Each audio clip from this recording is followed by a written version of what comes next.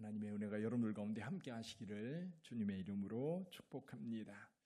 오늘 크게 세 가지 이야기를 하고 있는데, 하나는 이혼에 관한 이야기, 또 하나는 어린아이를 축복하는 이야기, 그리고 부자 청년이 어떻게 하면 영생을 얻을 수 있습니까? 예수님께 물은 이야기, 그런 이야기들이 있습니다. 우선 지금 그 바리새인들이 예수님을 시험하려고 예수님에게 여러 가지 질문들을 합니다. 그 중에 한 가지가 뭐냐면, 오늘 3절 말씀에 보면 사람이 어떤 이유로 인하여 이혼할 수 있습니까? 라고 묻는 거예요. 근데 여기 바리새인들이 시험하여라는 말을 하고 있어요. 예수님을 지금 시험하고 있는 겁니다. 뭔가 좀 꼬투리를 좀 잡아야 되는데 그런 마음을 가지고 지금 질문하고 있는 겁니다. 물론 이때 당시에 남자들이 여자하고 같이 살면서 싫어서 내보낼 이유는 무지 많았다고 그래요. 이제 율법을 연구하는 사람들은 이제 어떤 이유, 심지어는 빵을 굽다가 빵을 태웠다는 이유로 내보낼 수 있다고 했다고 합니다. 그러면 모세가 이야기한 것처럼 이혼 증서를 써서 내보내면 자기는 자유롭게 되어서 또 다른 여자와 결혼할 수 있게 되는 거지요. 이제 그런 이제 이혼의 사유에 대해서 이야기가 이제 공론화돼서 이야기하는 그런 상황들이었는데, 예수님은 그거에 대해서 거부하십니다.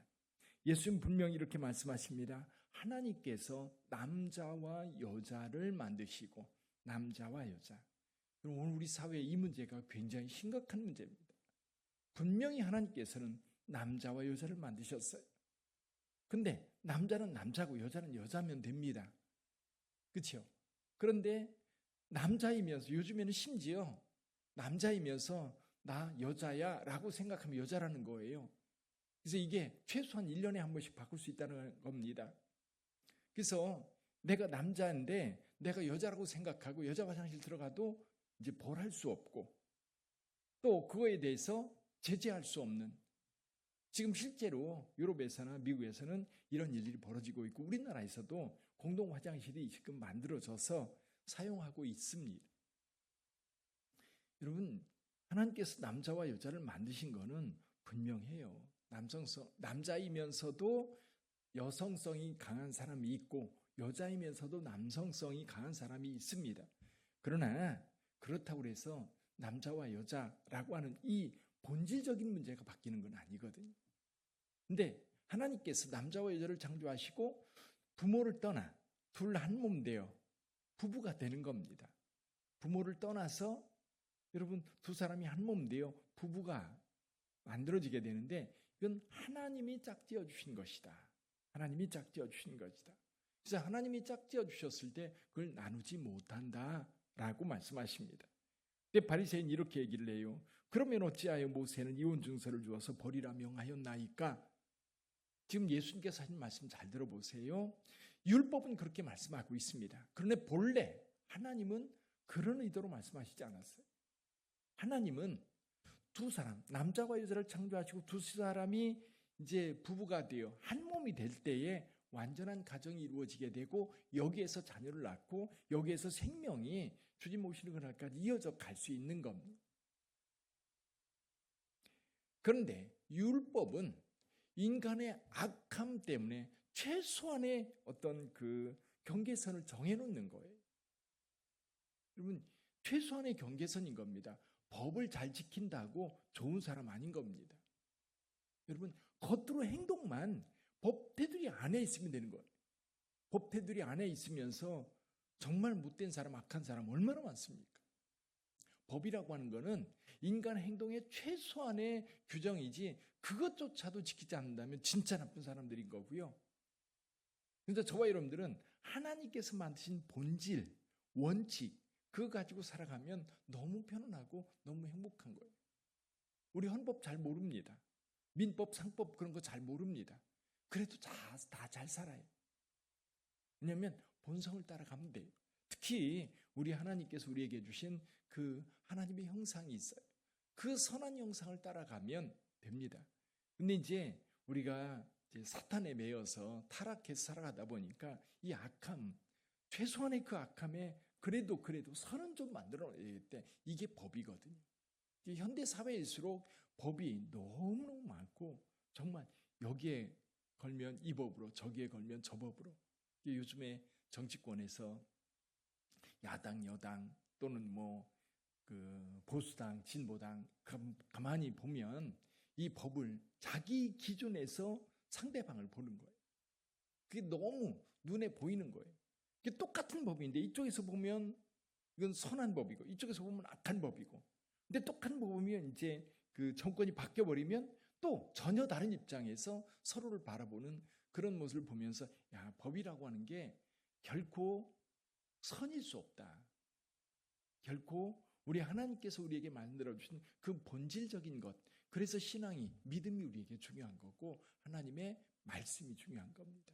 그 말씀 가운데 서 있으면 여러분 흠잡을 데 없고요. 또 하나님의 뜻이 이 땅에 이루어질 때 그제서야 진짜 우리 모두가 편안하게 살게 될 거라고 믿어요.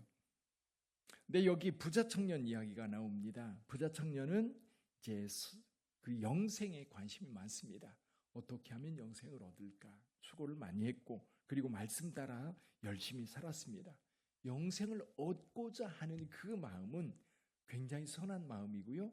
그렇게 또 열심히 살아왔어요.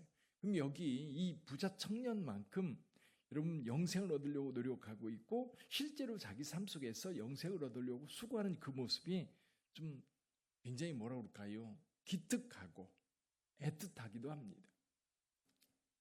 자, 그런데 이 청년이 열심히 영생을 얻기 위해서 노력은 하지만 실제로 그 만족감이 없는 거예요. 그 마음에 만족감이 없어서 예수님께 지금 묻고 있는 겁니다.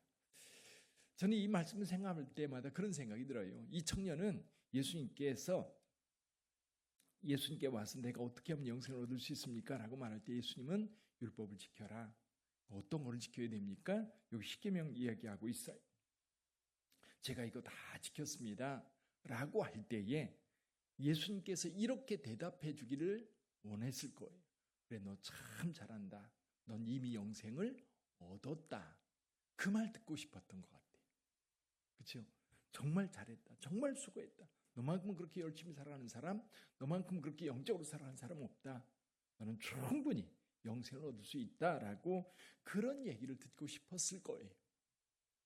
근데 예수님께서 그 청년을 바라보면서 이런 이야기를 합니다. 우리 21절 한번 읽어볼까요? 21절 같이 읽어봅니다. 예수께서 이르시되 내가 온전하고자 할진대 가서 내 소유를 팔아 가난한 자들에게 주라.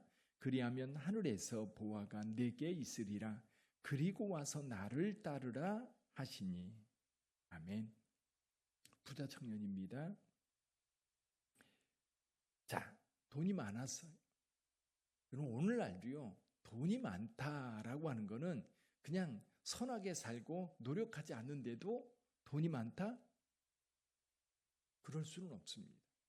물론 부모에게 물려받은 재산이 많아서 여러분 그 부자일 수는 있겠지만 요즘 물질에 대한 욕심이 없이 큰 부자가 됐다? 물론 어떤 그 새로운 아이디어라든지 새로운 일들을 통해 가지고 뭔가 오늘 현대사회에 맞는 그런 삶을 살아감으로 그에게 부가 쫓아올 수 있을 거예요. 물론 여러 가지 요소가 있습니다만은 돈에 욕심 없이 돈을 모으는 사람은 없는 것 같아요. 돈에 욕심이 없는데 돈이 저절로 와. 그냥 막 들어와. 근데 이제 돈 버는 사람들을 가끔 그런 얘기해요. 돈이 돌아다니는 게 보인대요. 잡으면 되는 거예요. 돈이 보이는 거예요.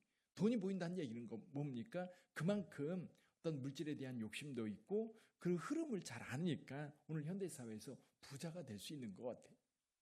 더군다나 예전에 부모에게 물려받은 것, 그게 아니라고 한다면 부자가 됐다고 하는 것은 그에게 특별한 정말 열심히 노력을 하고 열심히 수고하고 열심히 애를 썼을 거예요.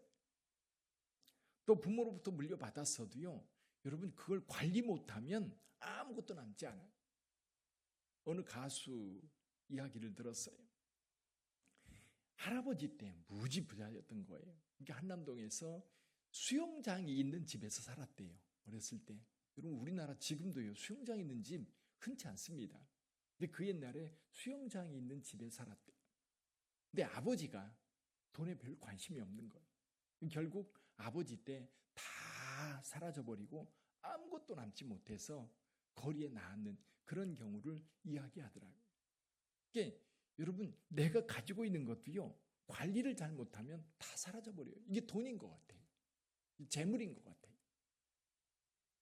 근데 예수님께서 이 청년을 볼 때에 그 속에 뭔가 하나님보다 더 중요한 게 있는 거예요. 겉으로는 경건하게 살아가지만 하나님보다 더 중요한 것이 그 중심에 있는 겁니다. 예수님은 그걸 지적한 거고요. 근데 이게 돈일 수도 있지만 여러분, 오늘 우리 사회에는 다른 것일 수도 있어요. 명예일 수도 있고 사람들의 인기일 수도 있고 그리고 내 행복일 수도 있고 뭔가 좀 사람들에게 자랑하고 싶은 어떤 것들, 그것일 수도 있어요. 근데 하나님보다 더 중요한 자리를 차지하고 있을 때 문제가 되는 것 같아요. 하나님보다 더 중요한 자리. 사람들의 인기라든지 사람들의 인정이라든지 사람들이 인정해 주지 않아도 내가 하나님의 말씀을 따라 성실하게 살아갈 수 있어. 선한 일을 행하면서 가난한 자를 도우면서 복음 전도하면서 주님의 몸된 교회를 섬기면서 행복하게 살아갈 수 있어요. 근데 교회에서 주의 일을 행하면서 누군가가 인정해 주지 않으면 안 하는 거예요. 아이고, 우리 권사님 너무 잘하시네요. 우리 권사님 때문에 교회가 이렇게 번듯하고 또 부흥되고 또 교회가 좋아지는 것 같습니다. 목사님의 말 한마디 때문에 이제 여러분, 이건 우리가 격려되고 하는 부분은 굉장히 중요하지만 그것이 아니면 움직이지 않는다면 문제가 되는 거예요. 여러분, 그 이야기를 듣는 거 좋습니다.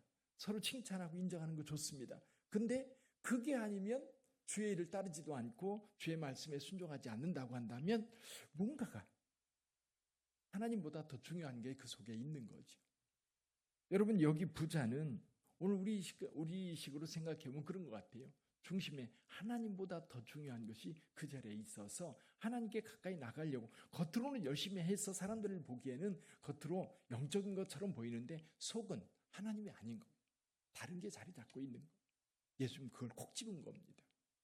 이 청년은 들킨 거지요. 그는 감추고 싶었는데 그게 확 드러나니까 근심하며 돌아갔다고 이야기합니다.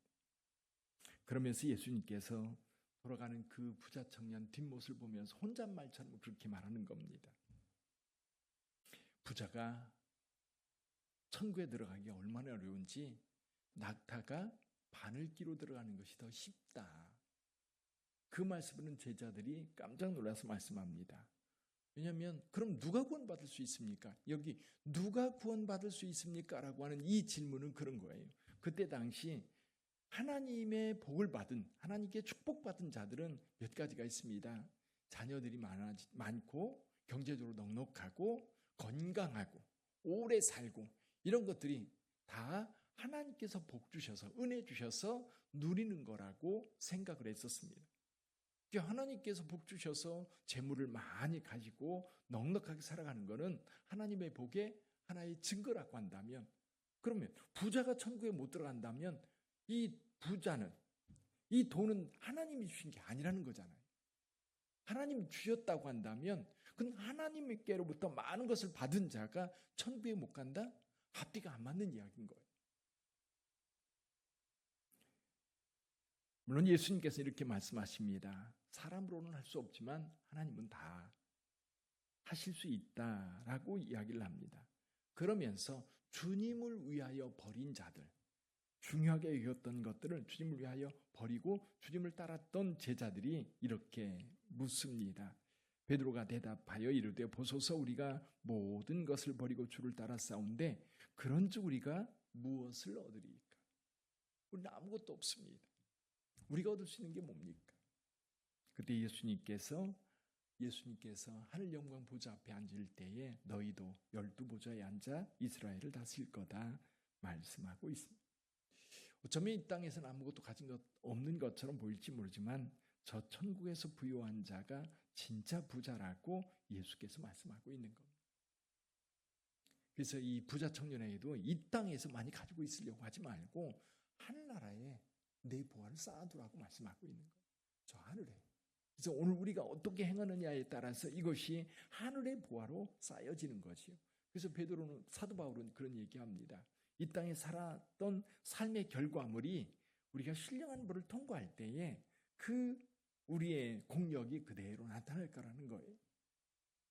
이 땅에 사는 날 동안 보석으로 집을 짓고 또 금문으로 보석을 짓는다면 신령한 물을 통과했을 때 오히려 더욱 빛나지만 나무나 짚이나 풀로 집을 지은 자들은 다 타버려서 부끄러운 구원이 될 수 있을 거다.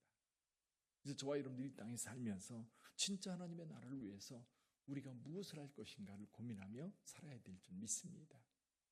여러분, 여기 부자 청년, 우리가 신앙생활을 그럴듯하게 하지만 속에 주님이 계셔야 돼요. 예수님 우리 중심에 있어야 돼요. 그 예수님과 함께 해야 돼요. 그 말씀에 순종하고 그 말씀을 따라가야 돼요. 근데 예수님이 아닌 다른 것이 중심에 있다면 이게 이제 드러날 때 부끄러워지는 거지. 그래서 저와 여러분들 오늘 하루를 살아갈 때도 오직 하나님의 말씀을 따라 주님 중심의 삶이 되기를 주님의 이름으로 축복합니다. 예, 성경 세미나 2시간 했습니다. 요한복음, 그리고 오늘, 내일, 모레 이렇게 계속해서 이제 요한복음을 읽을 텐데요. 요한복음 내용을 구체적으로 살피는 시간을 가지려고 합니다. 여러분 적극적으로 참여해 주시고 또 우리 구역장님들 또 기관장님들은 서로 권해서 함께 참여할 수 있도록 해주시면 감사하겠습니다. 그리고 오늘 박상순 형제가 입원해서 내일 수술을 합니다. 여러분 계속 기도해 주시기를 바랍니다. 기도하겠습니다.